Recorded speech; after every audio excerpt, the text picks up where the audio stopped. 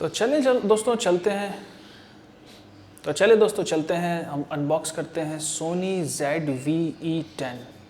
Soni ZV-E10 camera इस वक्त जो मेरे हाथ में है, ये है एक वेरिएंट जो विदाउट लेंस आता है और इसी के अंदर दूसरा वेरिएंट आता है जो विद लेंस भी आता है। बहुत सारे लोगों को कन्फ्यूजन हो जाती है कि यार ये क्या, इसमें तो लेंस नहीं है। तो याद रखें कि मोस्टली जो ये छोटे कैमराज हैं इनके अंदर जो वेरिएंट है वो दो हैं, एक लेंस के साथ और एक विदाउट लेंस। ठीक है, तो ये मेरे पास अभी विदाउट लेंस है, इसको अभी हम अनबॉक्स करते हैं और चेक करते हैं जी कंपनी ने इसके साथ हमें क्या क्या चीज़ें दी हैं। तो ये इसकी चंद कैटलॉग्स हैं, ठीक है, जो यूजुअली तमाम कैमरास के साथ आती हैं। और ये है जी इसका विंडशील्ड। अगर आप कहीं ऐसी जगह पे शूट कर रहे हैं जहाँ पर हवा ज़्यादा है, शोर ज़्यादा है, यानी कि विंडशील्ड है। इसको डेड कैट भी कहा जाता है, इसको विंडशील्ड भी कहा जाता है और इसको हम अपनी ज़बान में बिल्ली के पर भी कहते हैं। तो बहरहाल इसको हम यहाँ डाल देते हैं। इसके साथ इसकी एडिशनल एक्सेसरीज़ में ये दो इसकी पावर केबल्स और ये इसकी है तीसरी पावर केबल। उसी के साथ फिर इसका है ये चार्जिंग एडाप्टर। चार्जिंग एडाप्टर के बारे में एक चीज़ बताता चलूँ कि ये है बैटरी।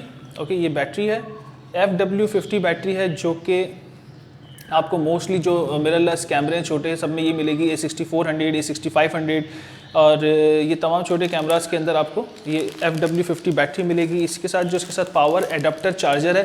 पावर एडाप्टर चार्जर का मतलब ये है कि आप अपना जो बैटरी को चार्ज करेंगे कैमरे की, वो कैमरे में लगाकर ही चार्ज की जाएगी।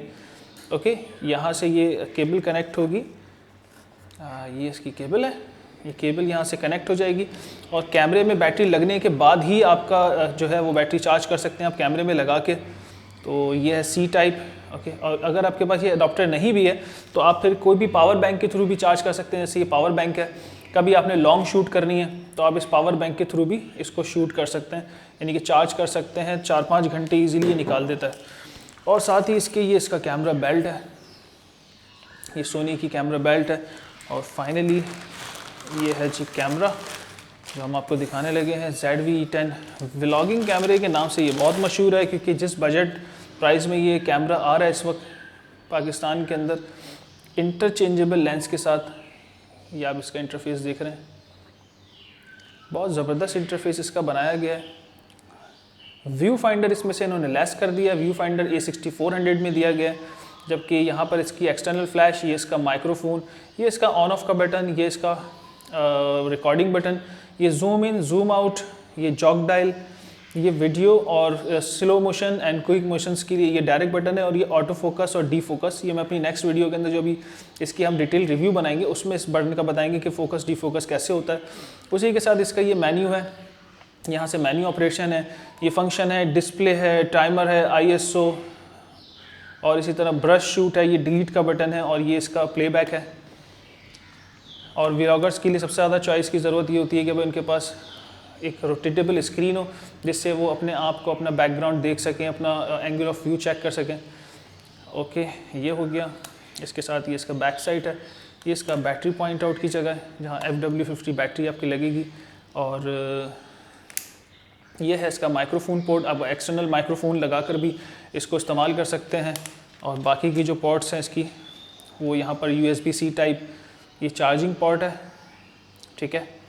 और इसके साथ ये इसकी मल्टी HDMI पोर्ट है और ये हेडफोन, ठीक है। इसमें हेडफोन का ऑप्शन भी, अगर आप अपनी ये प्रोफेशनल जो कैमराज हैं उनके अंदर हेडफोन का ऑप्शन आता है।